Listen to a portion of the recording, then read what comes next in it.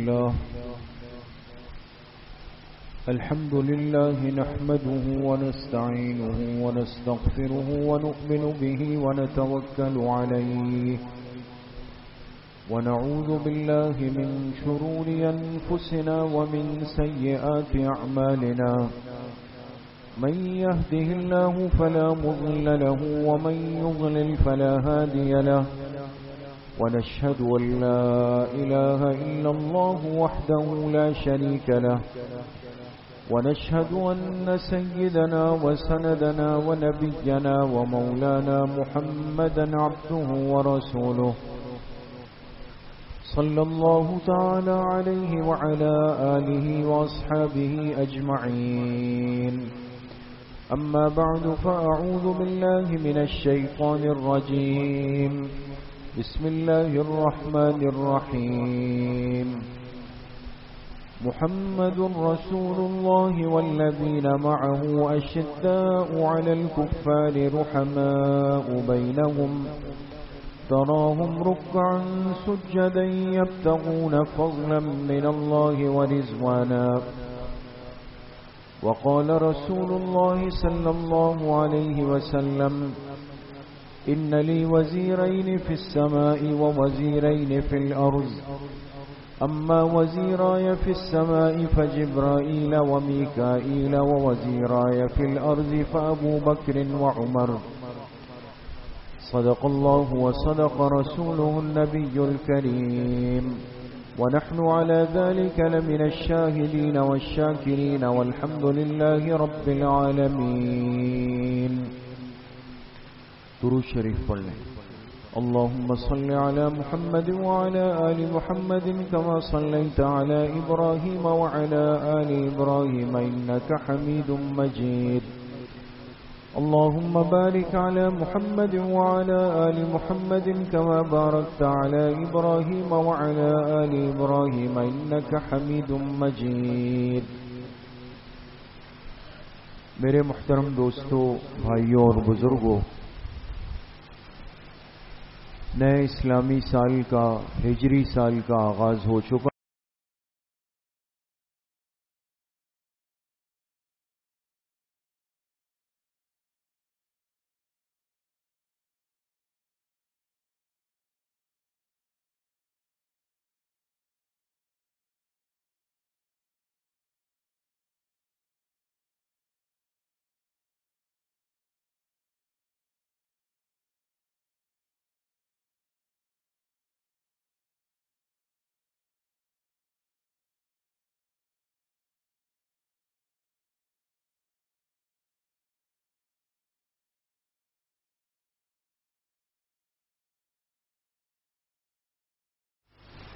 آئندہ اتوار کا دن آئے گا. ایک تو یہ پرسوں اتوار ہے.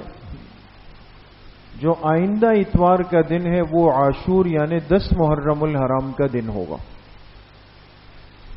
تو 10 محرم کا روزہ مسنون ہے، افضل ہے، بہت بڑی فضیلت والا ہے، اور یہ حکم دیا گیا کہ اس کے ساتھ ایک روزے کو جوڑ دیا جائے، چاہے وہ 9 محرم کا روزہ ہو یا 11 کا ہو، لیکن جوڑ دیا جائے. عرض کرنے کا مقصد یہ ہے کہ مہینہ معمولی نہیں، بڑا قیمتی ہے. پھر ایک اسلامی سال کے آغاز کا مہینہ ہے. ہماری زندگی کا ایک نیا سال شروع ہو رہا ہے. جب انگریزی سال شروع ہوتا ہے جنوری سے تو بہت ساری باتیں ہوتی ہے کہ زندگی کا ایک نیا سال شروع ہوا، ایک سال گزر گیا. لیکن ایک مومن مسلمان کو اس سے کئی گنا زیادہ یہ احساس و ادراک اس مہینے میں ہونا چاہیے کہ ہماری زندگی کا ایک سال 1446 ہجری گزر گئی اور 1447 ہجری کا آغاز ہو رہا. کیا کھویا، کیا پایا، سابقہ کتنے سال زندگی کے گزر گئے، آئندہ کی زندگی کا عزم اور ارادہ کیا ہے، آخرت کی تیاری کیا، یہ ساری باتیں ہمارے ذہن میں ہونی چاہیے۔ تیسری بات یہ ہے کہ پچھلے جمعے آپ کے سامنے بات عرض کی کہ اس مہینے کو ایک خصوصیت یہ حاصل ہے کہ اس میں قربانیوں کا ایک تسلسل ہے۔ اس مہینے کے آغاز میں بھی ایک بڑی ہستی کی قربانی ہے اور اس عشرے کے آخری دن میں بھی ایک بڑی ہستی کی قربانی ہے۔ یکم محرم الحرام سن 24 ہجری، یکم محرم سن 24 ہجری کو اس امت کی اس شخصیت کا یوم شہادت ہے کہ جن کو اس امت کے لیے مراد فرمایا گیا، جنہیں اللہ کے محبوب نے اللہ سے خود مانگا ہے اور جن کے لیے دعا فرمائی ہے۔ اسی لیے عبداللہ ابن عباس رضی اللہ عنہ کی روایت ہے کہ آپ علیہ الصلوۃ والسلام نے بیت اللہ شریف کے اندر دعا مانگی تھی رات کے وقت میں، اور جب صبح کا وقت ہوا تو صحابہ نے آ کر آپ سے عرض کی کہ اللہ کے رسول صلی اللہ علیہ وسلم عمر آ رہے ہیں اور ہاتھ میں کھلی تلوار ہے، ننگی تلوار ہے، ہمیں ان کے ارادے اچھے نہیں لگتے، آپ احتیاط کر لیں۔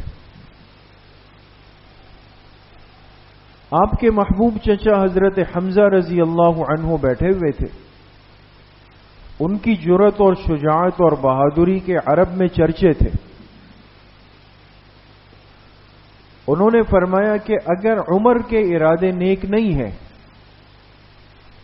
تو حمزہ کی تلوار بھی تیار ہے، آنے دیں ان کو، ہم دیکھ لیتے ہیں۔ لیکن اللہ کے پاک پیغمبر علیہ الصلوۃ والسلام نے ارشاد فرمایا کہ تم پریشان نہ ہو، میں نے آج رات اللہ سے دعا مانگی تھی، مجھے لگتا ہے کہ دعائیں قبول ہو چکی اور مجھے عمر کی نگاہوں میں وہ دشمنی نظر نہیں آ رہی جو اس سے پہلے نظر آتی۔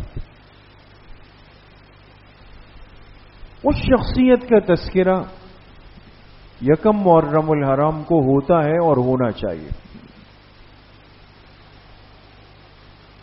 اس ہستی کو اپنے دلوں میں بٹھانا، اس ہستی کے تذکروں کو عام کرنا، ان کے اسلام لانے کے واقعے کو اپنی مجلسوں کی زینت بنانا، ان کی غیرت اور شجاعت کی باتوں کو عام کرنا، ان کے نام کو زندہ رکھنا، اپنے بچوں کے نام عمر کے نام پر رکھنا، ان کی اسلام کے لیے جو قربانیاں ہیں اور ایک تاریخ ہے اس کو بیان کرنا،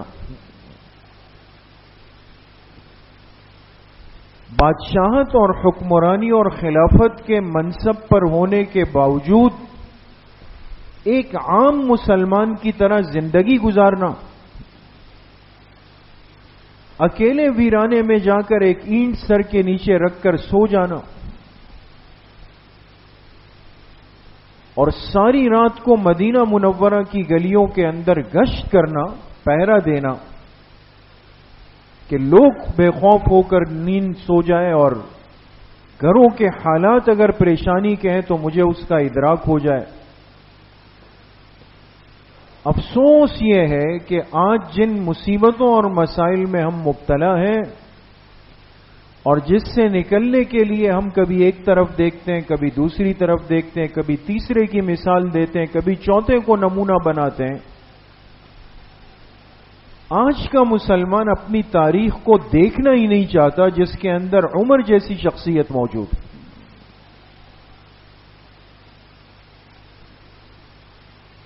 اور سب سے بڑھ کر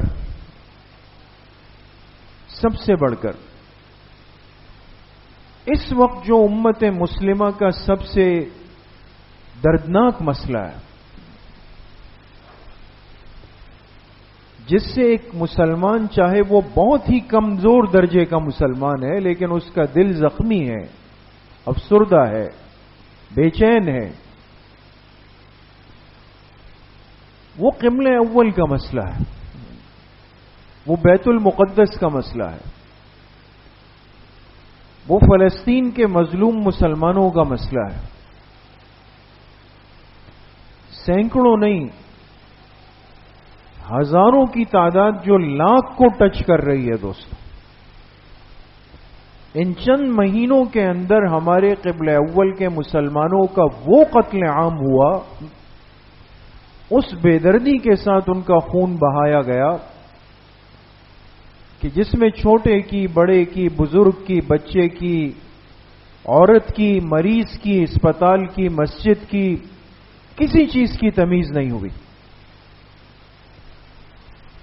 عالمی قوانین کس چیز کا نام ہے؟ امن کس جانور کو کہا جاتا ہے؟ دنیا کے بنے ہوئے نظام اور اصول کس کے لیے بنائے گئے ہیں؟ ان سب باتوں کو وہ ناخن برابر ایک اسرائیل یہودی ملک نے اپنے پیر پر رکھ دیا۔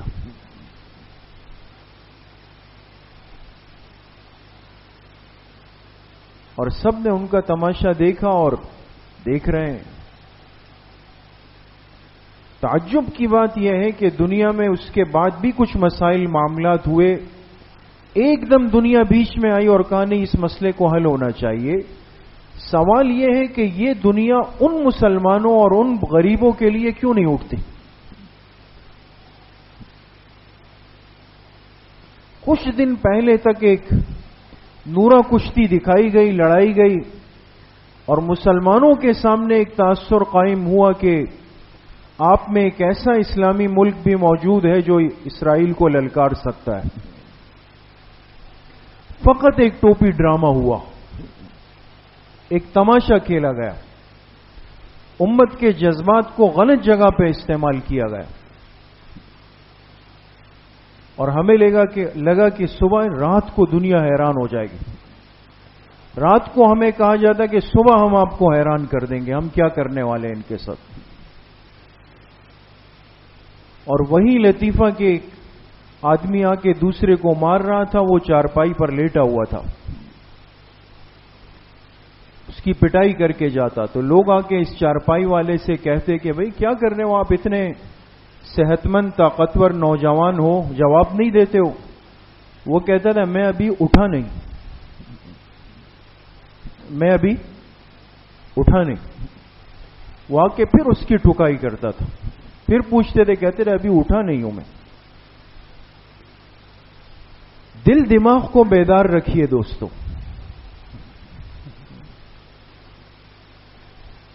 تو آج سب سے زیادہ ضرورت ہے اس ہستی کے تذکرے کی کہ جو اپنے قبلہ اول کو حاصل کرنے کے لیے مدینہ منورہ سے اونٹ پر بیٹھ کر چلے تھے، جو فاتح بیت المقدس ہے، اور جنہیں جب ادراک ہوا کہ ہمارا قبلہ اول وہ عیسائیوں کے پاس چلا گیا ہے، وہ تو واپس لینا ہے۔ حضرت عمر رضی اللہ عنہ چلے مدینہ منورہ سے قبلہ اول کو آزاد کروانا۔ تو صورتحال یہ تھی کہ سواریاں کم تھیں، افراد زیادہ تھے، جیسے ہر اسلامی غزوے میں ایسا رہا ہے۔ تو دو بندوں کے بیچ میں ایک اونٹ تقسیم ہوتا، دو افراد کے لیے۔ تو حضرت عمر رضی اللہ عنہ چونکہ خلیفۃ المسلمین تھے، امیر المومنین تھے، حق بھی بنتا تھا کہ ان کو مستقل سواری دی جائے، لیکن انہوں نے فرمایا نہیں۔ جیسے عام اسلامی لشکر کی ترتیب یہ ہے کہ ایک سواری پر دو بندے ہیں، میرے ساتھ بھی دوسرا بندہ آدھا شریک ہوگا۔ کچھ دیر میں بیٹھوں گا، پھر وہ بیٹھے گا، پھر وہ بیٹھے گا، پھر اس طرح چلے.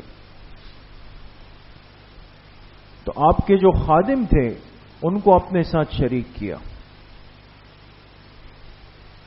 اور کچھ راستے سفر کرتے، پھر اونٹ سے اتر کے اس کو بٹھاتے، پھر وہ اترتا، پھر امیر المومنین بیٹھتے، پھر وہ خادم بیٹھتا. آج باتیں ہو سکتی ہے دوستو، عملی تصویر دنیا اس کی پیش نہیں کر سکتی کہ آدھی دنیا پر حکومت کرنے والا شخص اور مسلمانوں کے خلیفہ، ان میں مساوات، ان کا عدل و انصاف اس درجے کا تھا کہ اپنے قبلہ اول کو پوچھنے کے لیے جا رہے ہیں تو جس کے پاس مکمل سواری نہیں ہے، اپنے اور اپنے خادم کے درمیان تقسیم فرمائیں، اور بیچ راستے میں خادم کہتے ہیں امیر المومنین میں نہیں تھکا ہوں، آپ میری باری میں آپ بیٹھ جائیں. فرماتے نہیں، کل دنیا کہے گی عمر نے انصاف نہیں کیا. چلتے چلتے یہ اسلامی لشکر بیت المقدس پہنچتا ہے. جو عیسائیوں کے پادری تھے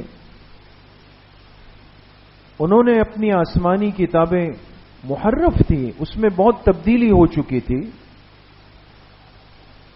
لیکن اس کو سامنے رکھ کر انہوں نے کہا کہ انجیل میں یہ بات لکھی ہوئی ہے کہ ایک اسلامی حکمران آئے گا اور وہ قبلہ اول کو فتح کر کے چلا جائے گا. ایسا ہونا تو ہے. تو ان پادریوں نے اپنے لوگوں سے کہا کہ بجائے اس کے کہ ہم لڑے مرے جانے دیں، جو کام وحی کے ذریعے طے ہو چکا ہے، جو فیصلہ ہو چکا ہے، ہمیں اسے قبول کرنا چاہیے. لہذا انجیل کے اندر اس شخص کی نشانیاں لکھی ہوئی ہے کہ وہ مسلمان حکمران کیسے ہوگا، اس کا چہرہ کیسے ہوگا. ہم اس کو دیکھ لیتے ہیں، آنے والے شخص کے ساتھ ملا لیتے ہیں، میچ کر لیتے ہیں. اگر یہ وہی شخص ہوا تو لڑائی کے بجائے چابیاں اس کے حوالے کر دیں. ان کا ٹھیک ہے. جب لشکر قریب پہنچا، عیسائی پادری انجیل لے کر گئے اور کھولی، سامنے دیکھا اسلامی لشکر آ رہا ہے اور آگے آگے امیر المومنین کا اونٹ آ رہا ہے. انہوں نے نشانیاں ملائی اور پھر اونٹ پر بیٹھے ہوئے شخص کو دیکھا اور کہا نہیں، یہ وہ شخص نہیں جس کی نشانیاں انجیل میں لکھی ہوئی، یہ وہ نہیں. لہذا تیاری کرو جنگ کی. اس کا مطلب یہ وہ شخص نہیں ہے.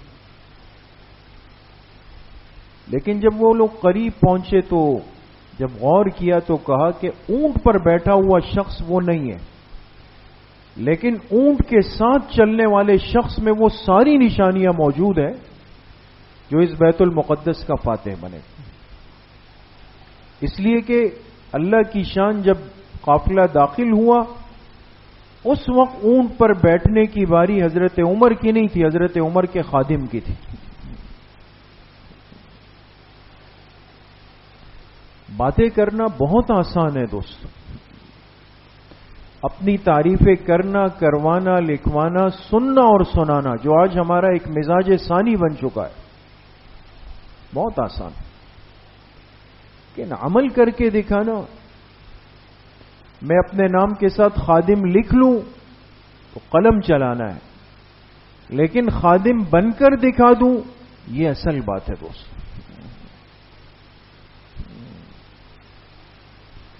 آدھی دنیا پر حکومت کرنے والا شخص، اس نے رہتی دنیا کو ایک پیغام دیا کہ میں صرف زبانی کلامی نہیں، اپنے عمل سے دنیا کو ایک سبق دے کر جاؤں گا کہ عدل کس کو کہتے ہیں، انصاف کس کو کہا جاتا ہے. جب داخل ہوئے عیسائی پادری آئے، آپ میں ساری نشانیاں موجود ہیں کہ یہ بیت المقدس آپ فتح کریں گے. یہ اس کی چابیاں لیں، ہم لڑنا نہیں چاہتے آپ سے، یہ آپ کے حوالے۔ حضرت عمر رضی اللہ عنہ گئے اور قبلہ اول کو، مسجد اقصی کو دیکھا، پھر باہر نکلے، انہوں نے کہا یہاں قریب میں ہمارا ایک چرچ ہے، گرجا ہے جو عیسائیوں کا ہوتا ہے، آپ اس کو بھی دیکھ لیں۔ حضرت عمر رضی اللہ عنہ آئے، اس کا بھی دورہ کیا۔ ظہر کی نماز کا وقت ہوا تو حضرت عمر رضی اللہ عنہ نے ساتھیوں سے کہا کہ بھئی نماز کا وقت داخل ہو رہا ہے، نماز کی فکر کریں۔ عیسائیوں نے کہا کہ آپ اسی جگہ پہ ہم جگہ بنا لیتے ہیں، صفائی کر لیتے ہیں، آپ حضرات اپنی جماعت یہیں پہ کر لیں۔ یہ بڑی کام کی بات ہے دوستو، عبرت کی۔ آپ اپنی ظہر کی نماز جماعت یہیں پڑھ لیں، ہم جگہ بنا لیتے ہیں۔ حضرت عمر رضی اللہ عنہ نے فرمایا نہیں، یہاں نہیں۔ باہر نکلے اور ایک عام جگہ پر صفائی کی گئی اور وہاں ظہر کی جماعت ہوئی۔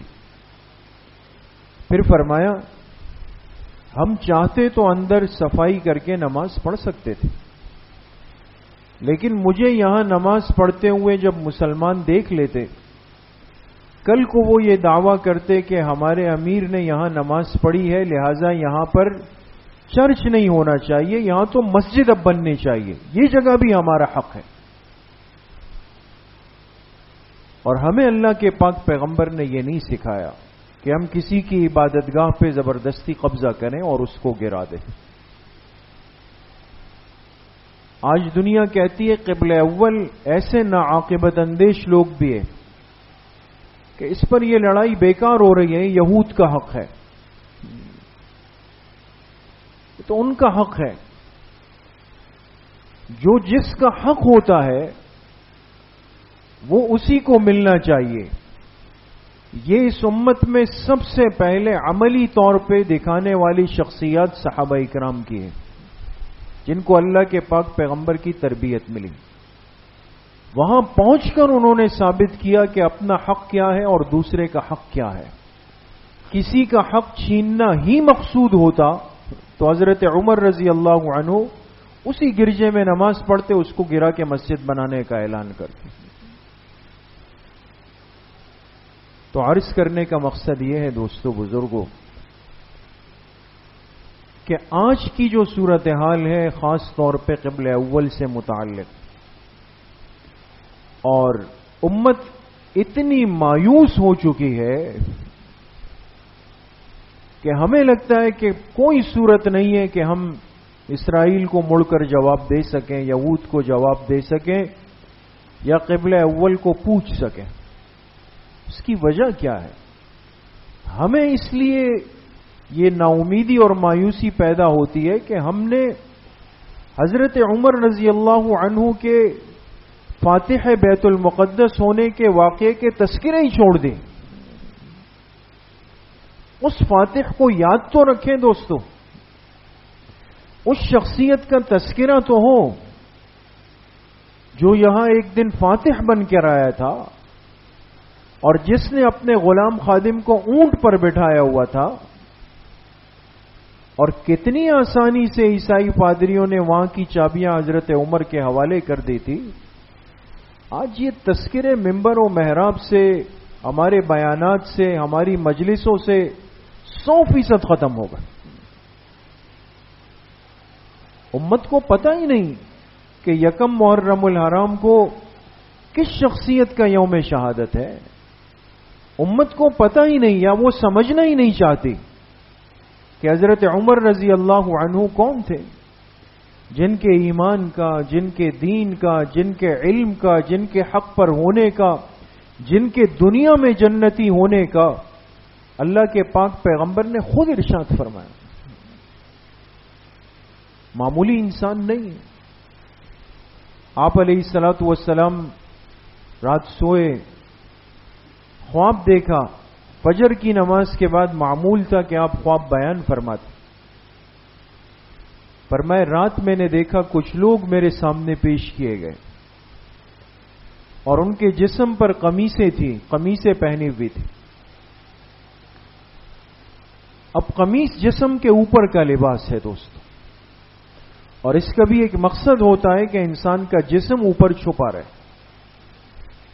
تو کہاں میں نے دیکھا کسی کی قمیص اس کے سینے تک، کسی کی اس سے اوپر، کسی کی اس سے بھی کم برائے انعام. یہ لوگ میرے سامنے سے گزارے گئے. اتنے میں نے دیکھا کہ حضرت عمر تشریف لائے، تو آپ کی قمیص اتنی بڑی تھی کہ جسے آپ اٹھا کر کھینچتے ہوئے چل رہے تھے. صحابہ نے عرض کی کہ اللہ کے رسول صلی اللہ علیہ وسلم فما اولتہ، آپ نے اس خواب کی کیا تعبیر فرمائی، اس کا کیا مطلب تھا؟ آپ نے فرمایا دین، اشارہ کیا کہ میری امت کے اندر عمر کا دین بہت کامل درجے کا. قمیص جو ہوتا ہے جو انسان اوپر پہنتے، یہ خواب میں اگر نظر آئے یہ انسان کے دین اور ایمان کی کیفیت کا ایک بیان ہوتا ہے دوست. اسی لیے فرمایا خواب میں انسان جتنا اپنے آپ کو ستر میں، پردے میں چھپا ہوا دیکھے گا یہ اتنا خیر والا خواب ہے. اگر خدا نہ خواستہ خواب میں انسان کو نظر آئے کہ کپڑے کم سے کم ہیں یا بے ستر ہے، اس کو اپنے ایمان، عقیدے اور اعمال کی فکر کرنی پڑے گی. تو حضرت عمر کا ایمان اتنا اعلیٰ. پھر آپ علیہ الصلوۃ والسلام نے خواب دیکھا کہ رات میرے سامنے دودھ لایا گیا، میں نے پیا. فرشتے نے کہا اور پیے، میں نے اور پیا. فرشتے نے کہا اور پی لیجئے. میں نے اتنا پیا کہ مجھے لگا کہ میرے ناخنوں کے راستے سے باہر آ جائے گا، پورا جسم دودھ سے بالکل لبریز ہو گیا. پھر بھی دیکھا پیالے میں دودھ بچا ہوا، تو میں نے دائیں بائیں دیکھا، وہ دودھ کا پیالہ لے کر حضرت عمر کے حوالے کر دیا. حضرت عمر رضی اللہ عنہ نے اس دودھ میں سے پی لیا. صحابہ نے پوچھا آپ نے کیا تعبیر کی؟ فرمایا العلم، دودھ کا خواب کے اندر دیکھنا یہ علم سے تعبیر ہے دوست. ایک بندہ اگر خواب میں دودھ پی رہا ہو یہ بہت اچھا خواب ہے. اس بندے کے پاس دین کا صحیح علم موجود ہونے کی دلیل ہے. اور میں نے اپنا دودھ کا جو مابقیہ سور تھا، بچا ہوا دودھ تھا، وہ حضرت عمر کے حوالے کیا. معلوم ہوا کہ میرے علوم نبوت کا بہت بڑا حصہ وہ عمر کے پاس آئے. پھر آپ علیہ الصلوۃ والسلام نے فرمایا ان اللہ جعل الحق علی لسان عمر وقلبہ، اللہ نے حق بات کو عمر کی زبان اور دل پہ جاری کر دیا ہے. ان کی زبان سے، ان کے دل سے سوائے حق کے اور کوئی بات نکل ہی نہیں سکتی. بخاری شریف میں روایت ہے آپ علیہ السلام بیٹھے ہوئے تھے، قریش کی کچھ عورتیں آئی ہوئی اور ازواج مطہرات کے ساتھ باتیں کر رہی تھی. اب مستورات جب باتیں کریں تو خاموشی ہوتی ہے نا، یا آواز تیز ہوتی؟ جی آوازیں ہوتی ہے نا. پھر کوئی دوسرا بات کر کے دیکھیں. اب آوازیں اونچی ہو رہی ہے اور اللہ کے پاک پیغمبر علیہ السلام بھی تشریف فرمائے، لیکن آپ تو رحمت للعالمین تھے. حضرت عمر تشریف لائے اور حجرہ مبارکہ میں جیسے ہی داخل ہونے لگے کسی نے آواز دی عمر آ گئے. او ہو یہ سننا تھا. اور جو مستورات بیٹھی ہوئی تھی سب نے اپنی چادریں سنبھالی اور وہاں سے نکلنے میں لگ گئے. حضرت عمر حیران کہ وہ کیا گیا. جب داخل ہوئے آپ علیہ الصلوۃ والسلام مسکرا رہے تھے. حضرت عمر نے فرمایا اصحک اللہ سنک یا رسول اللہ، اے اللہ کے رسول صلی اللہ علیہ وسلم اللہ آپ کو اسی طرح ہنساتا رہے. یہ سنت دعا ہے نا، کسی کو ہنستے ہوئے دیکھے تو یہ دعا دے اصحک اللہ سنک. فرمایا کیا ہوا؟ آپ علیہ السلام نے فرمایا عمر تم نے دیکھا نہیں، یہ عورتیں باتیں کر رہی تھی، آوازیں اونچی ہو رہی تھی، لیکن کوئی مجھ سے ڈر ہی نہیں رہا تھا. آپ تشریف لائے اور آپ کا نام آیا اور یہ یہاں سے بھاگنا شروع ہو گئے. تو حضرت عمر رضی اللہ عنہ نے فرمایا حق تو ہے کہ یہ عمر کی کیا حیثیت ہے، اللہ کے پاک پیغمبر سے ان کو زیادہ خوفزدہ رہنا چاہیے، ڈرنا چاہیے. پھر آپ علیہ الصلوۃ والسلام نے فرمایا عمر اللہ نے آپ کو یہ مقام دیا ہے آپ جس راستے سے جا رہے ہوتے ہیں اور شیطان سامنے سے آتا ہے، آپ کو دیکھ کر وہ بھی راستہ بدل دیتا ہے، اس کی بھی مجال نہیں کہ وہ عمر کے سامنے آ سکے۔ اتنا اعلی درجے کا ایمان، اتنا اعلی درجے کا دین، اتنا اعلی درجے کا علم اور اتنے اعلی درجے کی حق گوئی اور اتنے اعلی درجے کی غیرت اور حمیت، یہ سب مناقب اللہ کے پاک پیغمبر علیہ السلام نے آپ کے لیے بیان فرمائے۔ تو آج اس ہستی کے تذکرے کیوں مٹ گئے دوستو؟ ہماری نوجوان نسل، ہمارے بچے، ہماری بچیاں دوسرے کاموں میں اتنی تیزی سے کیوں مشغول ہو گئے؟ بہت ضروری نہیں ہے کہ ان کے سامنے ان مبارک ہستیوں کے تذکرے ہوں، ان کے نام ہوں، ان کی قربانیاں ہوں۔ یہ کہاں کہاں تک اللہ کے پاک پیغمبر کی دین کی دعوت لے کر پہنچے ہیں، یہ باتیں کون کرے گا دوست؟ تو یکم محرم الحرام یوم شہادت ہے خلیفہ دوم اور سسر پیغمبر داماد حضرت علی المرتضی رضی اللہ عنہ حضرت عمر ابن خطاب رضی اللہ عنہ کا ہم پر اجتماعی طور پر لازم ہے کہ ہم ان مبارک لوگوں کے تذکرے عام کریں، ان کی قربانیوں کے تذکرے کریں۔ اللہ کریم مجھے بھی آپ سب کو صحیح عمل کی توفیق نصیب فرمائے۔ الحمدللہ رب العالمین والصلاة والسلام علی سید الانبیاء۔